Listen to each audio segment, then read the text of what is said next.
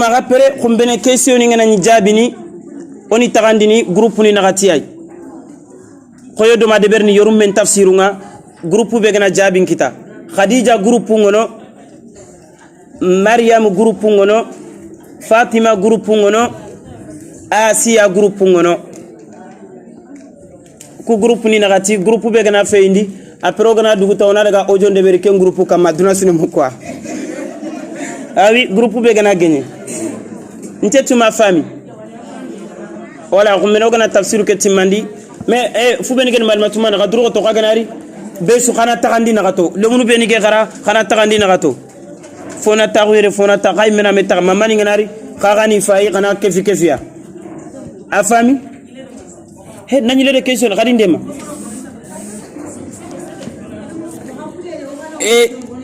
tona ni le question yo khadi safa sunon kay memi safa ainda khadi safa oti question fana النبي صلى الله عليه وسلم النبي عليه الصلاة والسلام كان تغني أقل لنا ننقطع أتوني خريتي كن تغيي أتي سورة الجن نغو الله رخريتي كن تغو أبي سورة الجن بانفر خبار غوري سوالا غرينيا كالنبي نيمد عليه السلام قرآن نغو أغني خبار كنيا نادا رخريتي تغو كي أكي بغل لنا أتي مي pourquoi كن كان تغو أغتوني خريتي كن كيسيو باني ولي كنيا في اللان دي غادين ديما نيما كيلون تغاي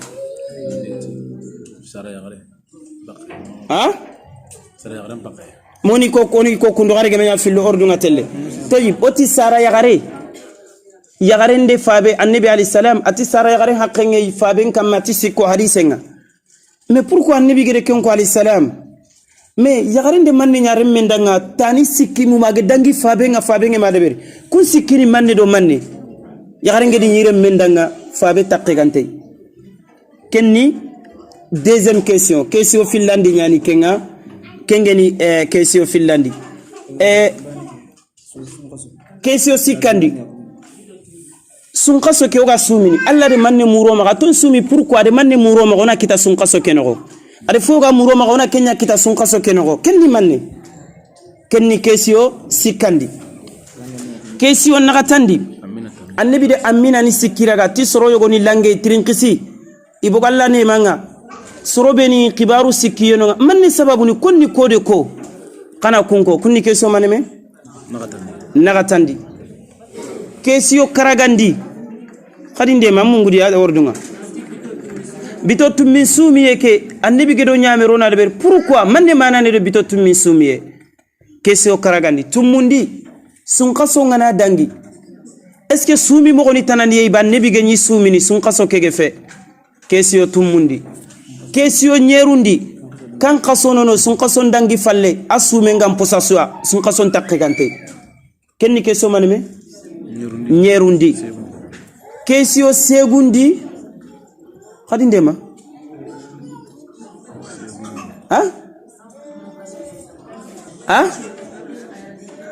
kesio segundi khadi ndema nyagale ode sorani man me tafsir sun kaso kenogo parce que alhamdulillah wala to parce que ode sino filima sino sikanya juzo amma kenyeme yerunya no de jopa wal mursalati yirgo fa suratul jinniya sun kaso su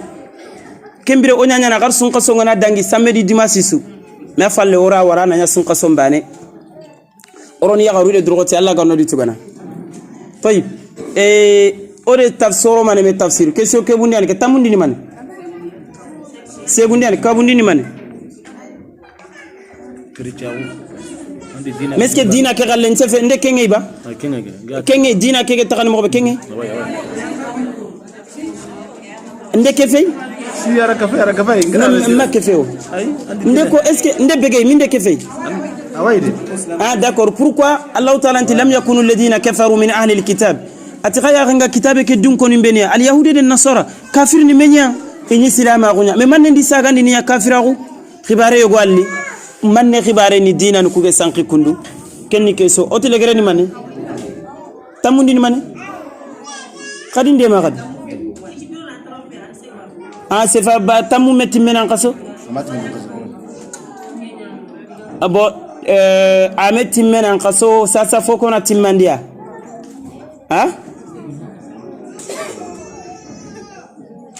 una keso ko te go murna timandite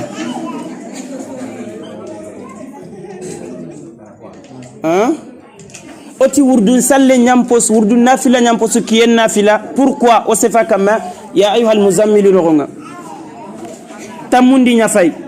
ay kenya fagi kefe sasa oti wurdun nafila ayam posu kiyen nafila mais pourquoi ndiga mo kadanga kenga siri pourquoi wuron nafila ngam posu kiyen kalle kenya ni tamundi allah gati inna nashi'atal layli hiya ashaddu wat'an wa aqwamu qila wala kwani no ngakumbene groupe ni nagati de menaga Khadija Asia groupe Maryama groupe Khadija groupe Fatima groupe afalle kadoni be gana kite mogeri fallaga alla gana dunge kebe ga gotondini miside kede kinoy wo sogon sude berne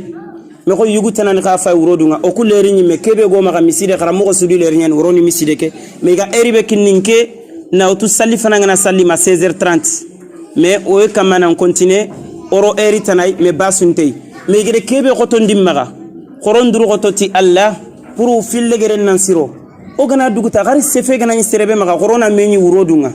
kempalle fubeni ga garanga oni fen sere summa ga sefe gari me kunyinde on daga me kunyi mis urodu misire kene alla kanya kempalle aya gunge igarni mi koronya utu mamanjo lenjo to igatini na onkuru kundanya mo yogo kempala almami kede ko atiye ko ngotani yimeli khina iga ko kempala garu uronga tani migeti garu goda haboko miside wonti ampana ga maga kay tampindini mankange maga mami kinye keswa ologana nyalla kanga on qawana duma ga yankandina konu khoyo gona daga tribunal ni ko kitano ko gona sikko ga kanna mogobe o gona ni miside kono duma ga yankandi alla ya da kundu alla de ko ke khumino garni sorabe utu nanti wa anna al masajida lillah misiru kuna lakanya an kafe anganya nan kanga mogobe angana ralla kantenya na kundunga angana nyankanga ambani ana mogol angana ran miside ande soronyan tembene me kana salli kana giridome sire sunte fosi funenga alla kanga kasuni komonya alla bangi wala o sufa ko ma gunya ondrugo to na du to ko ma o maga mankangi buri la mane summa ga debere kenga waga gadi miside kena kinoy kembalanne kan sura miside gore wala ga wala soni kondanga kunu soni kan kanen bani nan kun ha ante inte dumine nanti soni ka yagarum nandigi tafsirun de berano ko kharo gani sura kunni sallini nangiri nandaga khari conference gina nyi maga urodu kene wala mo gandugo to tafsiru bila khade wori kam miside gede kinoy wala me gede kinoy o kana tranquille de beri onanya sababu agana dugute ke jama katti tongono kankai jama be gar tafsir ke miside fale one ke kitamine ubona sali ngutu parce que miside to maga wala kenyani o hamminde kenya o suna dua kenya projet no maga pour o gay me khalen nan kite nanti sonin ko centre culturel soninke di monde kenya no wuya nya gonni wuro ado kiye pour kharo gana kara oro munna sallira kita amarin ke préfère ne khari wuri me sura kunya ndikre nali wajunde nyi miside are sonin kon kallungom ndaga 20 minutes bana kilia mentelle sonin kon nge préfère na khar sonin ko soro sikya gana nyi miside be na juma sallita nin kutuban kon kanne am posingere ga sigi sura kun no parce que ngere ga khara fana be gin kamma nyi me sonin kon ni bogu kumme priorité ni kenya fana priorité sino sura ko ngono tal mama ko ngone kinyan dini xanne ka la il faut kona mais agana nya ga fo yukude fo yunte tekke kharsa no kunin to maga ku ga na ton tagar ni tafsirun de beri woroni miside o telemine mustafa o telemine ha an salo anke salo la kewtu ha alantay wala kundi meni qorna kalime ma o ga ndono kun kita dimmabe ono qarangunde beri qaroro mu olo mu no ko no gi qarangundi ne saloni ko ay kharsa angoto sho antono me kharsa wakati ngeno nga alla ganne khairi nyano da na osun qaso gobo ketamule gere bege dangi ke viro ke dalaw ketamule gere bege dangi o gere lailatul qadr intagu man cibe ko kon ci ka kota yoy sere sume atak man cior kota su le 25 kota anken sikka kota ko akenya mashallah a kota na kande tagu man cior le 23 ke gare ke anken ga le 25 le 25 koy so ben pede soro maname suti kunde taguman tengor le 20 anka 21 mais le 26 ke kotanga ok wala oye wala ere wakati kinye qoron kuru onyanka omulo qoron duru ko tona nyati alla omte mulla lenki ga diga munu nanti wuro dun konkori fomuku qorosunan ten ko nyanka qoron durgo to on kuro nyanka Allah ganne ko mene ko ino ya rabbal alamin Allah yani awrigi jaddu rabbina senna ya da fankanne Allah ya danga mattakhadha sahiba wallahi yaqinte Allah maga Allah me yagarere gi dudanga wala da remmenti Allah danga umma simana talla remmeno Allah remmenteno lam yakul lahu kufuwan ahad dambente sire sudi Allah naga wa annahu kana yaqulu safihuna nalu mani beni gani hakile gante fu beni gero fillan kapen kum men nogonga kunya nyitini ala Allah shatata iya nyitini kapalle mange Allah iya nyitini ona doromme ngutu tegum menyani ayo hajin sirono ayo demana iya nyitini ona ke jongi dua iya nyitini ona ke bulle warano iya nyitini ona ke sefero inkollanga iya nyitini ona ke deberi jankan nalu mani nyani iya nyu sankundini bakatongun kamma wa anna dhananna parce que okude gadi batenga okude jigi ayo kudanga allan taqula li insu wal jinnu ala Allah kadiba ayo kuda hada marim men tedungene na garewtuna sogallay hada marim men tedungene nanti kella fof sirona nga Allah gefe ayo kuda kemme do murono hakkile janka garam mo garanti nyananga anki nyalli nan talla arjigen kinnoy nkimi do masimana nanti hada marim laydu walla ke place jinna nya fayke ko mbido masimana nan tola fo sogondi ni na khurusi na ferenjo ko fotana da gemenya Allah o men yikentu janka hada marum mu nge wakile na gare ngutu na siti Allah kama ha kuni annabi ki jinna ne ga ko sasa jinna ni ngana diga mu kenya burana kay parce que gannin kafirni sasa fillan ka ponya bura gannin pillan ka pano Muhammad ibn Abdul Wahhab de kenya ko ti gannin pillan ka pano Allah de ko angeni tirni konde kam muntaga Allah konde nyentaga Allah kone ga arjegene Allah yani khanan tona Allah bane abuti kumme dunge kenyai aj'al al alihata ilahan wahida ona Allah ni kusunya bane ikunti Allah ona butu mais fotana kana nyoma ga fonkara nga boton no nga anda ko tono haju mure ina medema ikunde nya kenyai ikum pillan ka pempa ikia Allah taga na ko to imaga avion ngana ni khennetia ina Allah bane yaghli kenyani Allahu samad asutni Allah ina Allah yaghli ka iganari noyenga ikunna fillandin ka falla ga gannin kafirini Allah ti ganaro qotoyenga ta ina Allah bane ya khilli inta fotana khillina ka falla to wanon ti sasa fillan ka pano iyen no wede qotoyeni garam mo ni ko gangunu afay halaki yen no attaqi fay bonno afa garam mo ga ututi to nga nani ken karay me deja wal ma kellante fosu sirono kenyani sasa fillan ka ponyam bura gar gannin kalle Abu Jahl ni fillan kappe me kungana ni khotenga ina Allah bana yasimana ikungana ni noyenya ina gos fotana botina kefe Allah igana ni jinkama jim furem pay yolene ina Allah bana yakhili Allah ti ganari donga nga dimma be ina fotana yakapalla kembire khati sasa fillan kapano khotende no wen sino fotana yakhili Allah gefe wala jinnani ya fay ken kongona nti kumma jiginanti hada maro mullayer ni ga gare utuna sitalla nanti remme ngalla ma nanti yaqqi ngalla ma nanti fotana nambeti nanke falla ikum manyi gere kentulew wa annahu kana rijalun min al-insi soronya nyinonga yugu nyinonga yauduna birijalin min al-jinn ine tangaye muruni to ku jinnani yai yugu nyaninonga yagaru nyaninonga tuwanon tike sababu nuzulu gannin ko makkan ko kafirni gana yankana kholebe itina ododu khalifa ododu fana ke khole jinnan krisenga ano korosi Nkara khakara ngekara Dikanti c'est vrai we ganni tini Kenya de berni filan kapano igana yanka kholebe mi gana taxu yitebe wure odori khalifa kayite jinnani ngano korosi tina kabu khaledi onta khaledi titina kabu khalifei onta khaledi dikanke ngitude tomo resema tomo dala tontalama ako siri solo namugo me keni makaka lu kebega afa ko ngoti aga ko ngini mo be usa ko durgoto akina mugo angaba haru gubango antuka ko ni gidima ko nya wayana ko ni gidima ko yugunu ko nya inada ga taw dingira wal makam me ngana ko to anganda dingira betu andana du khale ay kabugo khale iri nda khale iri tunguna Allah ma tunguta kisema tunguta kisema tunguna Allah ma tungu Allah ma tunguta kisema hay kunya ko ngini ande kudiga mori la ilaha illa Allah diga mun ko tunga Allah ma tunguta kisema tunga kisema tunguta Allah ma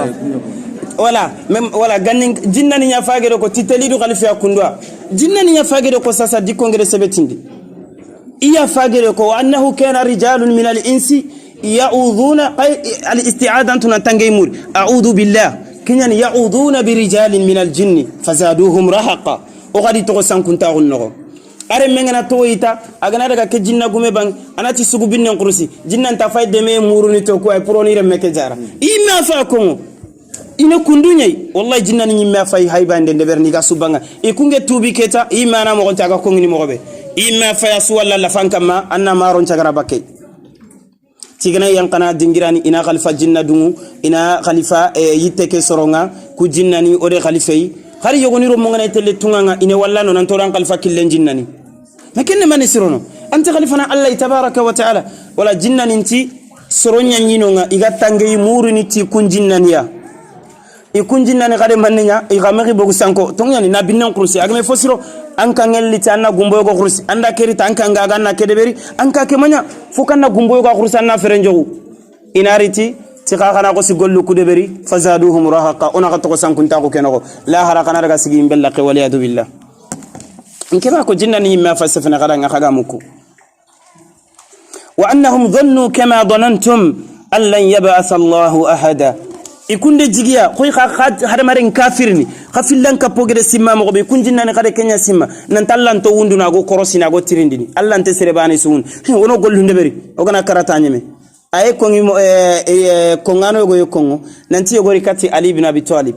radiyallahu an ati alida me hakum pay duwa tampindini khafay sallini khana sumi kenyani igeti silami o garam mo go yogo yonga la ilaha illallah ani qorangundi ni suda atogonyani abu hamza aken qarangana khiri bonne nyanti diga munu fosu kama itinada asadu tauhid aya nyo qorangundi naga khutuban kinnoy asadu tauhid qarangana diga munu ntanali wo diga mu furuwan kenya kama diga munu tauhidu nya kama la baranka ko ante tori manandi kenya awajunde su qarangana sege khutuban kama ne kenya ati kenya ni silame ankoro sintenya ni fofo angana minni tanno ge nati ay punition ngankama awranna minni tante angana nyanyira mulon mama kufita nyira mangirondini silama ko idangara normali nyano wallahi akin adi wiyin sunya gasiki allada amediga mu fosu kama kadere mu gude magantanya tauhidullah azza wa jal alla tauhidum bani oku ogeni bakka kharan no nga kembirano ogeri mali amedangi qasudan tanta fati me kayto ga fatini ati kuya malaikan nulliya nantam mo sirondi orige manganga telle ade mania a video nyimma ga effacé walla ngana gar se kitanda na video ko yai oda ken karam mo ade tawhidun qotondo maga lew ayande dunay mesutu bogoy alla ga nyampana maga aya ken karakam ay mandi se sumu to ko kundunali ya ken kaburan karatiro munni kaburan to kade nyakundwa amet tolongo aga taxuna aga tiga aga soyni wallah abto filanda fati ide ra kabura kenoko billahi ay mande ga adi titatife ay mande ga fi sudan har wuri awajunde go tanin simme ngana la tonge telero youtube nganga telifay har wuri nya wajunde go terin kana parce que in sonde me ngana li rin sagine katti kundi menia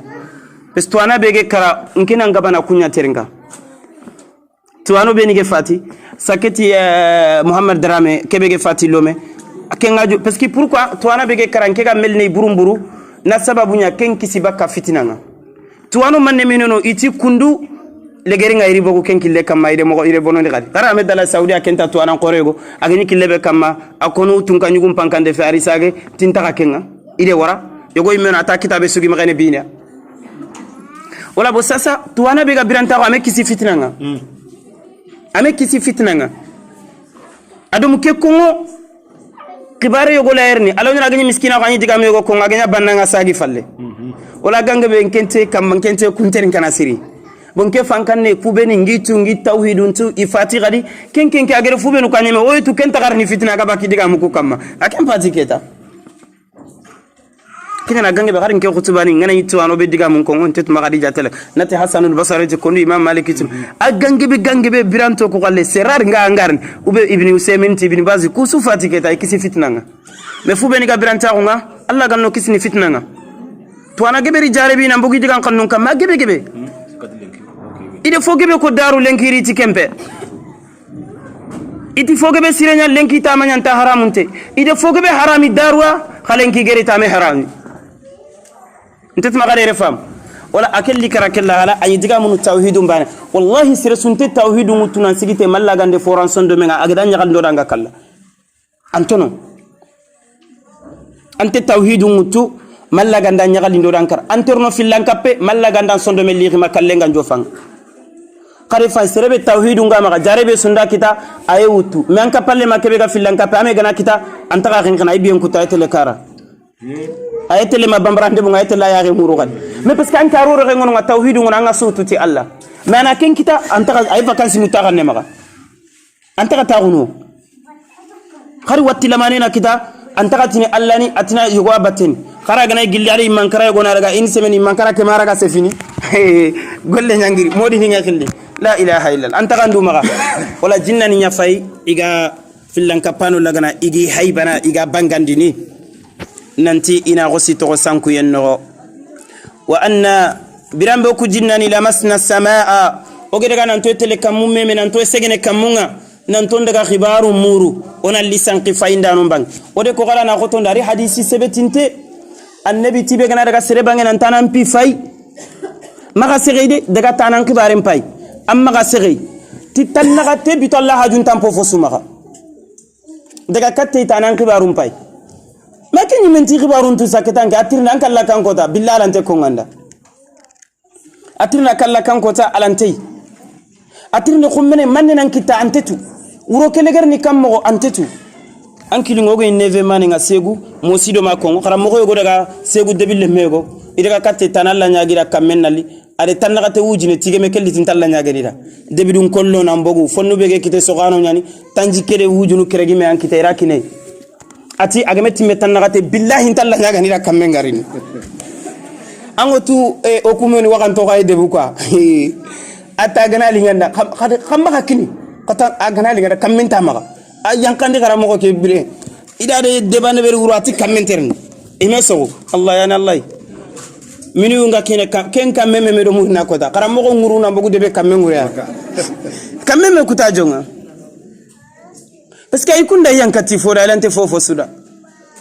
ange walla fo gebe gay arni adde ballini legeri anke nyame tingana miliro to ange kedebe ndanyi tungu tame fo sisro gelli do nga debangire kada me la ara me kinye finaw gelli na giri anke nyame tingana nan nde nan kursi fo anke fille menga tenga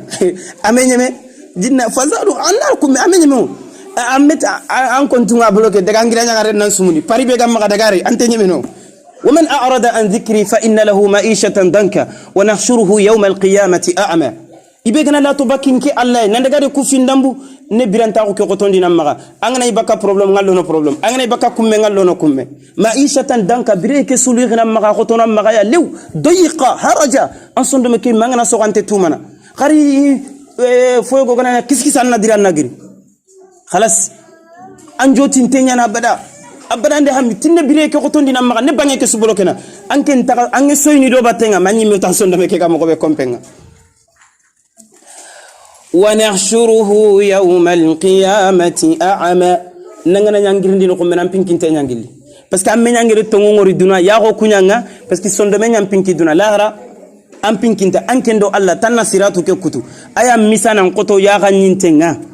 alingé ñan nan qoto lamunga awurgin teñane kammu ti finkinten na ken kutu ko in kaw yo wagar jinkille ti kum pure nga finkinten ñana ko nta khadi duro file e ji fure nga yo la ken kin telemine finkinte ari akere ke fange asu anjandi wallahi inta khadi duro mais fure nga yo la ken kin telemine e branton koridu bagan ni jinga wala bokella hala Allah ti liqiyama ko ta ampinkinte ñangilli ampinkinte ñangilli ke tanki antokni kunda manganda anyi mena daga du sedi yimben no wali ya billah khorom maga finki baka tonga sondo meke finki yenyan khoro watte be gambura so sondo ngatenyan mamanga nay kala na ya fete ke su watibaninte tension te diabetinte fotana sunte me sondo meke fakani filanga pe amekisi manga nay kala na ya fete ke su watenga bangi ke su watente dunayo go gante man sondo me laban talla banan ka ngi ankara mo siro wallah ولا كنني صندوق كيفنا ينقوانا نجار الله ركان يوم لا ينفع مال ولا بنون إلا من أتى الله بقلب سليم نابورك أنت فسرنا أنك كتابة أن نابورك أنت فسرنا أنك مر الله كله الله ما بيعنقد تقدو فعله أجمد أن يرنتي عنقد تقدو فعل أنت قد فسرنا أنك ما جنا إبرة صندوق لابان تيجي نركتي الله جنا صندوق لابان دين نفيلن كبكي مو من سنا سوبوق صندوق مكونغنا تيجي كمو جنة نتيجة سجن إجاتله فوجدنا إذا كم فوجدناها ملئت ideni kamuke afogu ya harasan shadida sorra sini yani bangin su aketa akoro sinte yani bangin su wala ntaka segene parce que annabi gere khayta garen pol la qentari wa shuhuba yimbin qumu nyane no aketa sanu des fois agana kamuke fa gay wala sane go anya gano vi waga communauté le aga jinna setane go kipana mage gonu telle annabi hadise go ino annabi ramme ibrahim age fati ago sigo mu kiyende khasongere me wori des fois yogo ni gana fati kamenga nari ina daga fumana tanako des fois kiyende khasongana me wori allah ko masire yogo ani kun annabi alayhi salam yogo do mutubi ni de ke hadise a ikunya nyana kiyende khasongana me wori inati fi gore go anya ago sigo mu annabi ramme ibrahim fati annabi alayhi salam ade ko ati kiye kede khaso ayatani min ayatillah allah kawafini nyani igana mera ga su peut-être junubu ni ngena sababu ya direction o junubu ni ngana mesori ayenya na sababu kiye nyaare nga bonno ma kaso nyaare nga bonno kusufu nde kusufu min katina mera ga keta kiyende kaso iya go nga bonno kiye nyaare ngana bonno one manne nyana ona nyillon tubi kati allah on daga tubi kati allah tabaraka wa taala on daga salli ona allah khiri subhanahu wa taala walma nyinye kankoro li kamem pamari na lawo nyono junubu ni nyani anabi telle ay salliti soronga kella hala tana gana khutuba ndeberi ana i hayka ke ayillandini gellogo ni la hala burenya alla angero pinede jinganterni so kamponi mbono ana hayka ke yillandanga no yillandini no wara la hala sire wala nabire menge fati i gosti kiye nyaarenge bono maka so nyaarenge bono kenne annabi ali salatu wassalam aremme kege fati annabi ti kempeti alla ayunyani igana nya kataga alla ya botu kan kaferge simuri yogo tubido ke hadise ati jankan nabi la ni profitene nanti amille mengori sara gore nyani afati kiye nyaare mbono maka so nyaare mbono ma de tongunya ko akota sujonga na ko nanti dina kene tongunya kamma ante fayinde kamma ante lungu kamma maka sere lungu togono nanti mamando mi khalsi ko kinna maka na lungu ko ande jambaya des fois kebe gande mana me tonko kenyi meada agna ni ngana ni demande ko to angar jagenta maka ne allah ya maka jalla fi ula me tongu ara toronga namugo mena natada batenga ngana tonko ke jikube gay antaka fokinga fona ya maga fonta maga wa antumul fuqara wallahu alghani wa antumul fuqara fo sunte sere sumagana allah maga sere lan tesiki sere di arjaga naga arjaga banga kita mamangi di arjaga sukina nga safante nyanyino nantanne mamang kalle go kita angi ma kitibe maga an kalle fiti qaranga na nguyin su anya gollina da ari tafsir ngananti allah tabaaraka wa taala serente kallanga arjaga ntoko yogodo mu ta gonu gedenya ay tafsiru binati angeme tromper aga gonu gedenya iri gani naga kharnu gede ko sa bagandi ide katinkini ade mini afale itime c'est bizarre quand même gedem pay doke anke lokay kammo ago siyamo ko ini agadi adoti akorun ko sakara ago sikara dubane tuwanu nti khatike ana arjige ngala min kala fokana mina fokina baganda na lamina prana kara an kante kala na ngarjaga bane tokonon lan tamuta nafsun hatta tastakmil rizqaha wa tastawfa ajalaha annabi de kan ati jibril ade wahayu ngara katinga nanti be suna wori kilu yonkinta bane sinte kala angan kawana kebe kita mangande kita yonkinta bane sinte kala nangu yinto nanta di wi kutinto wi kutinto akinya adaga wala kenyani ogeti filankape ajope kala hala yai on kunu filankape nonin suwa ala halan suwamma la to baka filankape mo man suya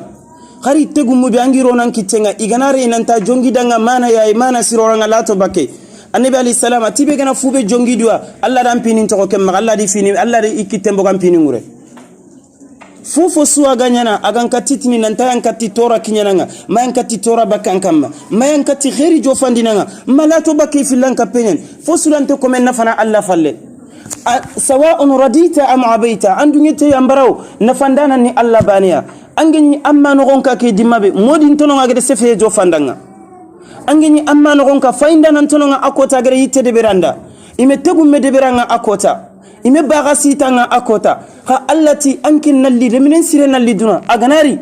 ande koy alla alla ntaka fodanga ngekinne modini ku komo lampunto des fois na tan nalli tegum me laga len kangane tele kembire bonegane akara anganam pinto kaya maga ayaga bagani de tegum munde berini anda billahi hangiran pinin to ya maga ngidi bugalla maga agana kara ko to sange yagunu man pinin kine alla ya alladhi la yamut alla be gante kalla tabaraka wa taala kenyani afotoni beni go maga ogi jongini o kompo gelli o tugunna potoni ona kunyan kandi bakanonga parce que nabila nuhu kiyenga gati filan kapenjo pede kenya wadda de suwa ade yaqusa de yauqa de nasra ini kunyara gana sara surunyani alla buti kamonyani inyalla batta iga kanna alla jalla fi ula inyalla batta wuronde kiyenyai kunge fati iro munyandi nya ko ifotoninga ni deberi ni warakani nogonga igadi seku ni waranonga angana lankute deberi inati wadda fa amenya la kutana suwa fa yaqusa fa wakati ngedangi tuwa kunge sanku shetani ruro kunyai ti kadi botu kuyani alla ni yaketa ke filanka penjo pedo kenyai kenya ne khari kharam mo potoni bega ka kompo kadi yankandi amma mo tu kota 3h du matin photo ke shetani nare ana se falle menda amma mo tanni megna isallini photo kange digan kanne mo ku katte shetani en kharam mo kefe qadru to alla to baka kuma inte fosu sirone alla jalla wa ala ampininkini alla banan katti komen korosini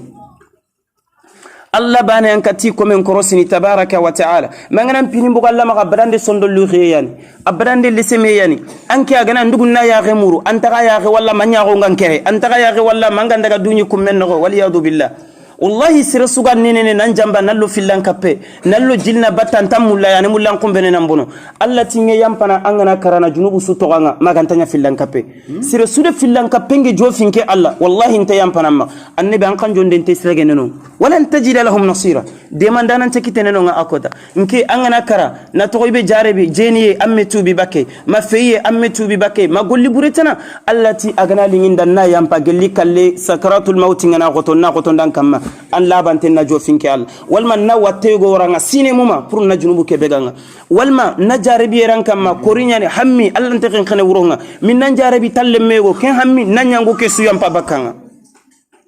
walma ken suge manyama khaburanga anna regeno nga khabura nan burbuti fonne ni beganga barzakhuna beganga kengeme beganga ngana isikila harakota an junubu kenya na koy geji nyanga khini jingor nten no Allah nte bakanga kharunu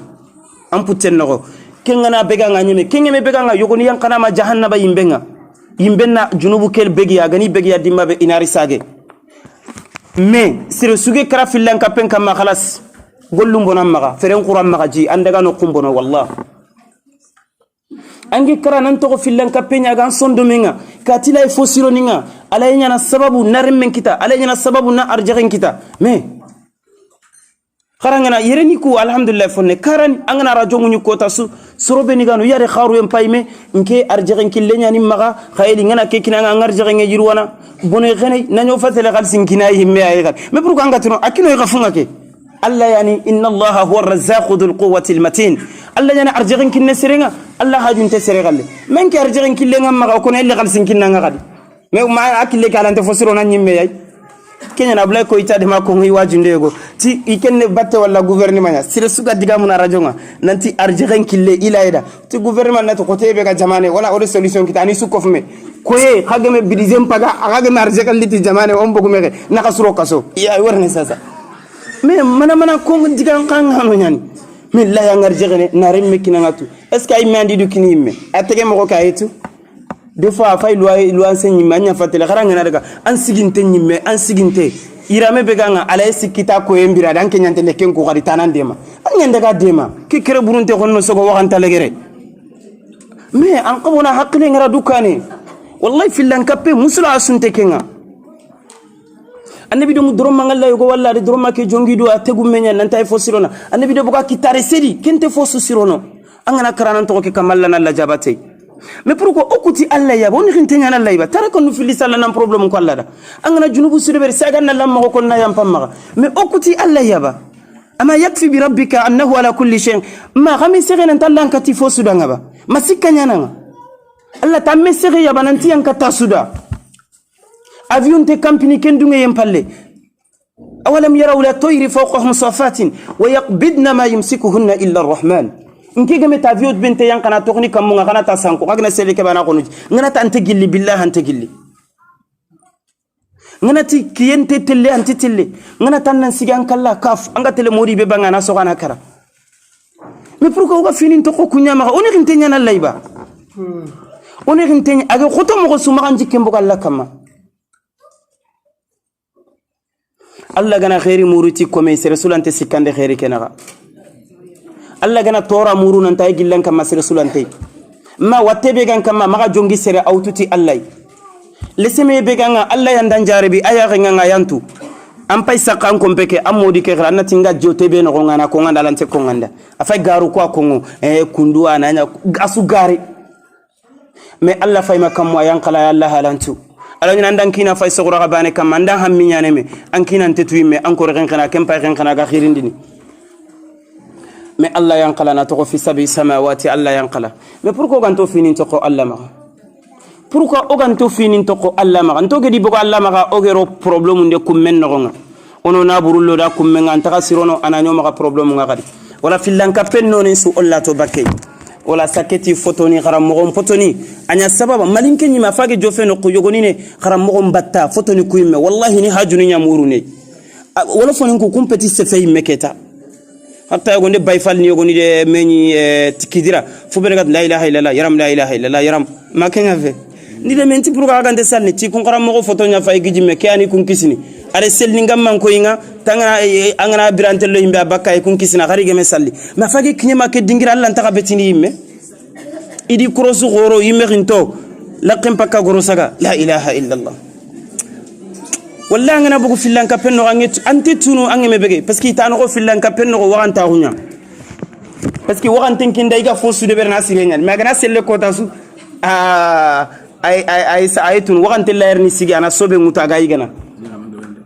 waxante la yerini mexe yigandi mexinte mais ande Allah wori waxante birambe muso nenkara maselingin kara mutunte xakungna iga direct xatelle xakalla direct mais xudenge bakke ana xuden konko bakke ana iga mais to anon tagna igana parce que akem maga sirenyan kenga niebe ga Allah kamana ta sir Allah na sirenya kinne man kenga nyaay gana maga munyan tan ande ga ranker mais waxante ki gana selle ko tasu angana gara a photo ga se ko anyi kunda anyi meke gani kun ante sakki wala ti filan kapana kaga nani filan kapen no ada nga kenya sireni he gado to gononga fintenya na la ilaha illa kamma ka fini mboga Allah ma ande fimboga Allah ma ande bono khanin didwa ande fimboga Allah ma ande du halaki wallahi finto anda ko to qur'ani khara anda ko to sigan Allah anda ko to amma ghrib ma problem nginga o gebe mo gunu de ken no kuyay tarik kaba'ira junubuni angutu junubu goro ko ti tubiye nyani i yampana metuano ti kebe jengeni na kaba'ira nyampa sarandu wawu tikinya jeni nan kota so ande junubu gore go de bra dalle sema amma khiri aga kara 100 euro kay mamma ande ke 100 euro nga junubu yo gandal ma duinda ken junubu te taxuna ay fasene bakano problem yo go dan kita ma gange be saranga hammini nan tikara mo nan duanda billahi amma gana duwa ubane kwanda amposu ga kunguro mu man salle nganda 50 kine amma anan duanda amposa nan kan unsu kine ga kunga billahi parce que amboga ferenyay ayo go yenke gana okipe na ko simunguda nduwa unga même pas ko misalunya metinte duwa nga kadam pas ko misalunya mais sarande fo sunte bana parce que angana simme angana problème ko amada ango problème sugo ko tamma gele seme wallahi amma akhiri ma ura arakanu fil lisalinda ke problème yinga tawanna jabi ndugu ante xenne wallahi khamani fay xawro occasion nyani si regebe yono ngalenki sega ni dayni mani furumundunwa wallahi senti danga yogona ti iunga junde yogono ngatini ya umma emma lan tantugana ken ojo atigana mugu kota sudo wuyenyan imi mawori ikem mi mawori ga kwanki nga kesu ko ngona ntimma tampi kundu makarani nto nga suginiya mtimmatu emma nkikati manni sroni maiketa kara nti duwa mada amma joto laga amma min jangu kunna maniyai anni bereke muru amma yamballa fofo suwa wallahi yigande go allinga da manu kun tenganani aytu ngana yiga antelingi lemmenda ni ngalla ficenya na kare yego girta ko sisinga sasa Allahu akbar an qawa kala hala ulan to mani tugana wallahi hallan tamma tugana ibn umar dum yogo walla adi mara ga tawafu nyana imara bonyo warin no na tinga ada ga tawafu de berni ke kiti aga jeberni ati ibn umar danga ari ko mo ibn basira nanti est ce que ndimma haqqende fonne kineba ati wallahi na amma to jalanga gati ken wotti tabani amma de berada amma to gafina nanya di ma de berna hijun su de beride na tawafu de beride aga yimmenga har tayo de fofo to mbagande ari ma di faba ndaga hijunga puspusi be aga yontondini tare mannya ari faba yaraga fabenga puspus keno aga pusene na katchen siti godo na siti puspus bane ke tanin pili ni mare ay mena kana diga telare tawafun de verite ante fosu kitta duna ko yamma ande mugunanti duna ntaya nya sababu angere angana nyiri ni duna re jote saketi fubeni lemunu ngana bereti nogonga lemme hamminga khadu lemmenda dogo toro ni tasare nge gotono saketa ganari tare ni kelle merita ille fatina ade duna sutu bogi mamanga ade duna sutu bege an kelle me ganara ande kenya nya jota wala kenya ni angana yango khore sudeberi afoje anna tubi mesage kati amana nduanda wallahi mamani nga kama kangi nyani annabi de kenya ko sun qaso kebire ati jibril ari katinke muhammad ati nati amina nti amin atannati amina nti amina tani sikki ari kwano gonga nanti sun qaso nganari nasire sunyi biranta ko ke nanto ko birene anga nyonkin sa sun qaso ndangi alla me junubu yampa bane yampandanga khalasi talla me khairi murutanga ankem perde kumbene sun qaso nalli nandaga anke nda kutani imedu muterne nandaga sigallam pinno kubani meske khairi jomu ye kentania kutani fili isa antoni nyaga ganay no kusayno sinde ganay no kusayno me kutani sun qaso ke muma maganya ma medu musikina ndaga allampi kharami daga miside meske khairi muruti kutania wallahi khairi me muruti amma mogotu anda ke turo medu mutakhnu na allah qur'an enterinka kota su ke sun qaso muma me du trindi ti serebe ga ansara non pillandi bana be birene mi filli imenya sababa ngere arjanna kitabune dan qoro wala kenyani filan kapen nonen su ollato bakay kenyani jinnani aywa kesora Allah ta'ala ngere ko annabida ko gere sababu nuzulun ko nanti jinnani ku gani yile ne ya igalan taga segene nan daga kamunga follaqen suge bloqué gan taga ribare kitay garina kine ku gonno sogo filan kapano yayi fubeni gedo kanin kara no sumpunin kutuna yogoni bagandi anyaqe ke ane dambatenga arande bira daga garen ko an qabuta nyaqenga waganta legereke an qada nyaqengora mankina yani kunda ne mulina gare tanawutu ina ngarano ma anyaqe ke agana nyamma antaka angar jegente yirwana fokanna wara konno sogon kana gire ma antaka igande igana ante sefena da bute tike faindana ke bonondi ndana hore agana ken ko aniruna toronya mama taninge singi alante fosura ankinya problem le trending pang minnaga angira kenera mbatenya angira ngate ko rikati batenyan khairi sugin kitagiri allah ya tora suga gillin kam sere batefe allah yani tabaraka wa walla gade kengara khasondo men yirwana angi daga mego kita ala wa inna fil ibadati ladha daga men yani mante tunu angi mirano goni